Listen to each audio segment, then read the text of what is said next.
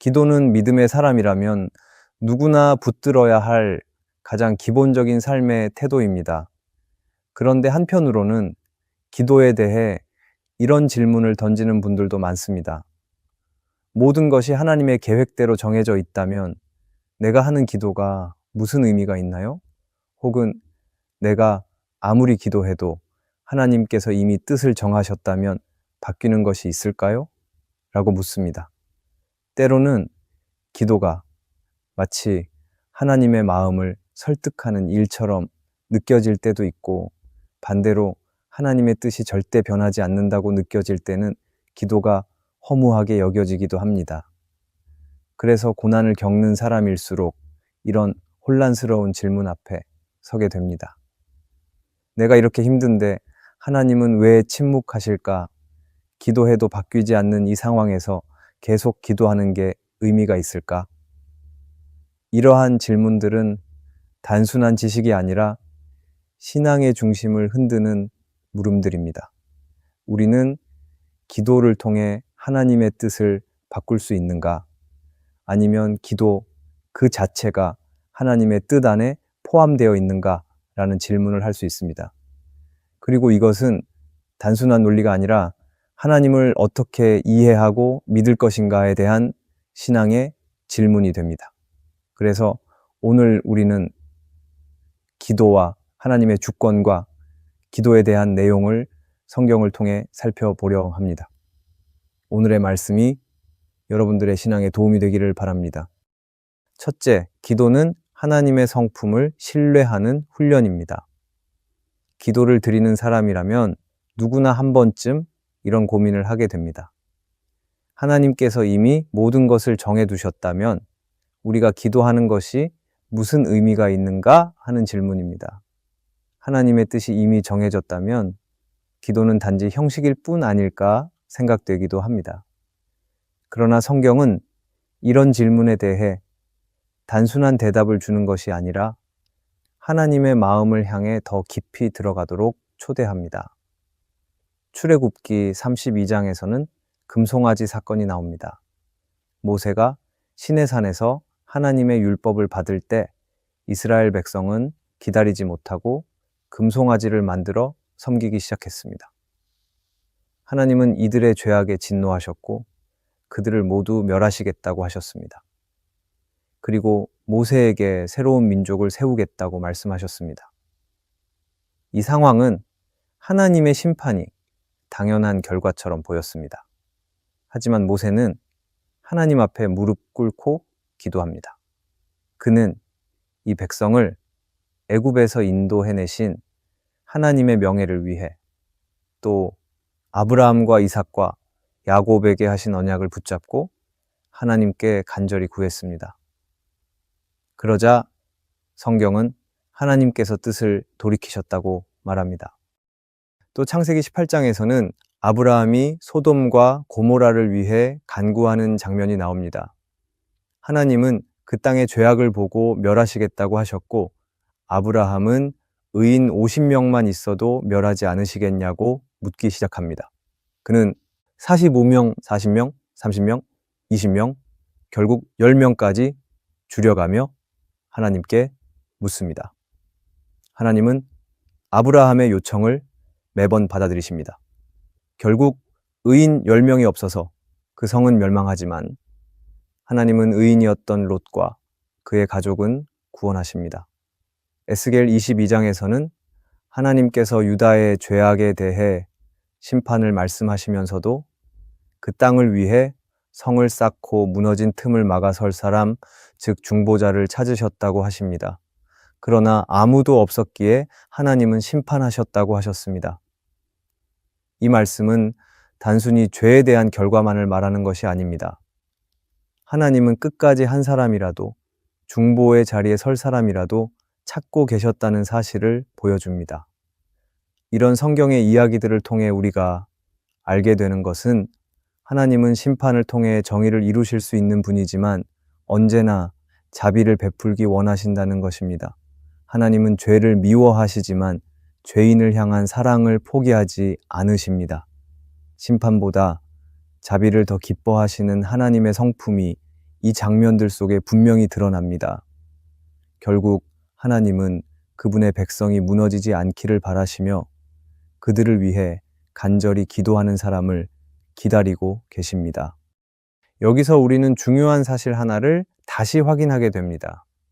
하나님의 계획은 단단하고 흔들리지 않는 것처럼 보이지만 하나님의 마음은 그 계획 안에서 언제나 자비와 긍휼을 향하고 있다는 것입니다.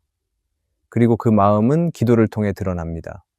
기도는 하나님의 뜻을 바꾸는 행위라기보다 하나님의 마음이 무엇인지를 알게 되는 통로입니다. 다시 말해, 기도는 하나님의 성품을 신뢰하는 자리입니다. 우리가 기도하지 않으면 우리는 하나님이 어떤 분이신지를 깊이 알 수 없습니다. 기도는 하나님을 설득하는 말솜씨가 아니라 하나님께서 어떤 분이신지를 신뢰하고 그분께 나아가는 태도입니다.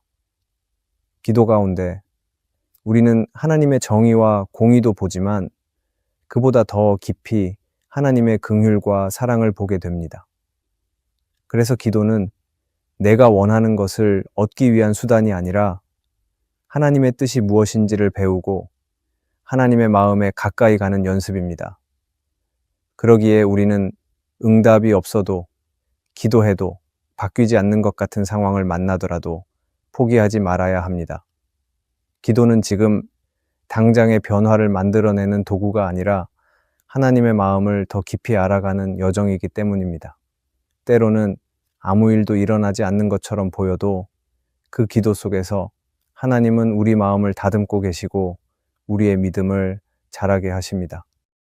하나님의 뜻은 우리의 시간표와 다르게 움직일 수 있지만 그 뜻은 언제나 선하고 신실하게 완성되어 갑니다. 그래서 우리는 기도하면서 결과보다 하나님을 더욱 바라보는 법을 배우게 됩니다. 하나님은 침묵하시는 순간에도 우리를 외면하지 않으시고 오히려 가장 가까이 다가오셔서 우리의 마음을 붙드십니다. 우리가 바라는 응답이 늦어질 수는 있어도 하나님은 결코 늦지 않으시는 분이십니다. 그러니 눈에 보이는 변화가 없다고 해도 낙심하지 말고 하나님의 마음을 향해 한 걸음씩 계속 나아가야 합니다. 우리의 기도는 하나님의 전능하심과 자비하심을 함께 붙드는 훈련입니다. 하나님은 전능하시기에 모든 것을 정하실 수 있는 분이시며 동시에 자비로우시기에 우리의 기도를 들으시는 분이십니다.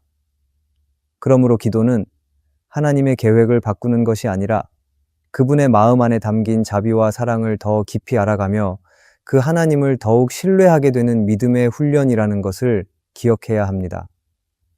우리가 기도는 하나님의 성품을 신뢰하는 훈련이라는 것을 기억하기를 바랍니다. 둘째, 기도는 문제 해결이 아니라 하나님을 붙드는 것입니다. 우리는 기도를 할 때 이런 생각을 하기도 합니다. 하나님께서 이미 모든 것을 정하셨다면 내가 지금 드리는 이 기도는 무슨 의미가 있을까? 어차피 일이 잘 될 거라면 굳이 기도하지 않아도 되는 것 아닌가? 이 질문들은 단순히 기도에 대한 회의가 아니라 우리가 기도를 어떻게 이해하고 있는지를 보여주는 중요한 물음입니다.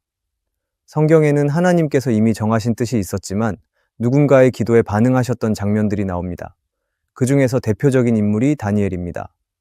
다니엘은 바벨론 포로로 끌려간 유대인이었습니다. 그는 바벨론과 바사 제국을 지나며 왕들의 총애를 받았고 중요한 자리를 맡기도 했습니다. 세상의 기준으로 보자면 그는 안정되고 성공적인 삶을 살고 있었습니다. 하지만 다니엘의 관심은 성공이 아니라 하나님이었습니다. 그는 하나님께서 자신의 백성을 어떻게 이끄시는지를 마음 깊이 궁금해했고 그것을 위해 기도했습니다. 다니엘 9장을 보면 다니엘은 예레미야 선지자의 글을 읽고 깜짝 놀랍니다. 거기에는 바벨론 포로 생활이 70년이 지나면 끝이 나고 다시 예루살렘으로 돌아가게 될 것이라는 예언이 나와 있었기 때문입니다. 그런데 다니엘의 반응이 특별합니다. 그는 이미 예정되어 있으니 가만히 있으면 되겠구나 하고 안심하지 않았습니다. 오히려 그는 무릎을 꿇고 금식하며 회개의 기도를 시작했습니다. 그 기도의 내용을 보면 다니엘은 이스라엘 백성의 죄악을 대신해서 고백하고 있습니다. 그는 우리가 주의 명령을 지키지 않았습니다. 우리는 수치를 당해 마땅합니다. 라고 간절히 회개합니다. 그 회개는 단순히 용서를 구하기 위한 도구가 아니었습니다. 이미 하나님은 70년 후에 돌아오게 하실 계획을 갖고 계셨기 때문입니다. 그런데도 다니엘이 그렇게 무릎 꿇었던 이유는 단 하나였습니다. 그는 하나님의 계획보다 하나님의 마음을 붙들고 싶었던 것입니다. 단순한 미래보다 지금 이 순간 하나님과의 관계를 더 소중하게 여겼던 것입니다. 기도는 하나님께 더 가까이 가기 위한 방법입니다. 우리가 원하는 일이 이루어지지 않아도 하나님께 더 가까이 가고 싶기에 기도하는 것입니다. 그래서 기도는 하나님 앞에서의 방향을 바로 세우는 일입니다. 어떤 때는 응답이 빨리 올 수도 있고 어떤 때는 오랫동안 기다려야 할 수도 있습니다. 그러나 진짜 중요한 것은 그 응답이 언제 오는가가 아니라 내가 지금 어디를 바라보며 살아가고 있는가입니다. 우리는 자주 이 문제가 해결되면 평안해질 것 같아요. 이 기도가 응답되면 더 열심히 믿을 수 있어요 라고 말합니다. 하지만 하나님은 우리에게 더 큰 것을 원하십니다. 하나님은 문제 해결을 넘어서 우리가 하나님 자신을 붙들게 되기를 원하십니다. 그러므로 기도는 하나님을 향한 정직한 고백이고 하나님 없이는 살 수 없다는 삶의 태도입니다. 삶이 어렵고 고난이 깊어질수록 기도는 더욱 어려워집니다. 그러나 동시에 그런 순간이야말로 기도를 멈춰서는 안 되는 시간입니다. 왜냐하면 기도는 삶의 문제를 해결하기 위한 도구가 아니라 그 고난 속에서도 하나님을 붙드는 유일한 길이기 때문입니다. 문제는 해결될 수도 있고 아닐 수도 있지만 하나님의 임재는 언제나 우리를 살립니다. 하나님과 함께하는 그 평안이 어떤 응답보다 더 귀하기 때문입니다. 다니엘은 이를 잘 보여줍니다. 그는 자신과 민족의 문제가 해결되기를 바랐지만 무엇보다 하나님의 뜻과 마음을 붙들었습니다. 그래서 그는 회개했고 무릎 꿇었고 하나님 앞에 엎드렸습니다. 바로 그것이 기도의 본질입니다. 문제 해결이 아니라 하나님을 붙드는 것. 그것이 우리가 오늘 기도를 멈추지 말아야 할 이유입니다. 기도는 우리의 인생을 하나님께 맡기는 가장 실제적인 고백입니다. 때로는 아무리 기도해도 상황이 달라지지 않는 것처럼 느껴질 수 있습니다. 내 뜻대로 되지 않고 오히려 더 멀어지는 것 같을 때도 있습니다. 그래서 어떤 사람은 이렇게 생각합니다. 기도해도 소용없잖아. 하나님이 하실 일은 이미 정해져 있는 거 아니야? 그러나 진짜 중요한 것은 기도를 통해 내 삶이 바뀌는가 보다 내가 하나님께 가까이 가고 있는가입니다. 우리는 살아가면서 정답 없는 상황을 자주 만납니다. 어느 쪽이 하나님의 뜻인지 분간하기 어려운 상황도 있습니다. 하나님이 왜 이런 일을 허락하시는지 이해할 수 없는 순간도 있습니다. 그러나 그때 기도를 멈추면 우리는 방향을 잃게 됩니다. 기도는 정답을 얻기 위한 도구가 아니라 방향을 지키는 나침반과 같습니다.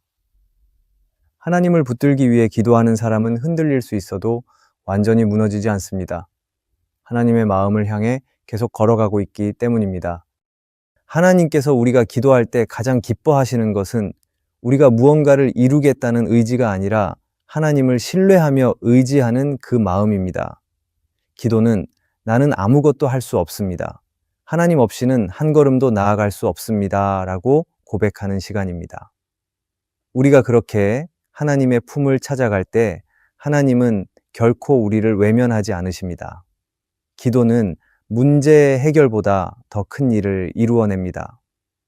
우리의 시선을 하나님께로 향하게 하고 우리 마음에 하나님의 평안을 심어줍니다. 세상은 여전히 어렵고 현실은 바뀌지 않았더라도 그 가운데에서 우리는 하나님을 만나게 됩니다. 기도는 바로 그 만남을 가능하게 하는 자리입니다. 지금도 정답 없는 현실 앞에서 갈 길을 찾지 못해 기도하고 있는 분들이 계실 것입니다. 오래 기다려도 응답이 없어 마음이 지쳐 있는 분들도 계실 것입니다. 그러나 하나님은 지금도 당신의 기도를 듣고 계십니다. 그리고 그 기도를 통해 당신의 마음이 하나님께 더 가까이 가기를 원하고 계십니다. 우리가 진심으로 원하는 것이 문제 해결이 아니라 하나님이라면 기도는 반드시 멈춰서는 안 되는 것입니다. 기도는 하나님의 품을 찾는 길이고 하나님의 마음을 만나는 유일한 자리입니다. 그러니 지금도 계속 기도하십시오. 하나님은 그 기도 가운데 계십니다. 오늘의 말씀이 은혜가 되셨다면 댓글에 아멘이라고 적어주시면 감사하겠습니다. 여러분들이 남겨주시는 댓글은 정말 큰 힘이 됩니다. 그리고 여러분들이 눌러주시는 좋아요와 구독도 큰 힘이 됩니다. 오늘도 함께 해주셔서 감사합니다. 기도하겠습니다. 자비로우신 하나님, 우리의 모든 사정을 아시는 주님 앞에 오늘도 조용히 나아갑니다. 문제가 풀리지 않아도 응답이 늦어져도 하나님을 향한 마음만은 멈추지 않게 하여 주시옵소서. 기도하는 동안 흔들렸던 마음이 다시 하나님의 품 안에서 평안을 누리게 하여 주시옵소서. 주님, 우리가 원하는 것보다 더 좋은 것을 주시는 분이심을 믿게 하여 주시옵소서. 기도하는 자리를 놓치지 않게 하시고 그 자리에 주님이 계심을 잊지 않게 하여 주시옵소서. 예수님의 이름으로 기도합니다. 아멘.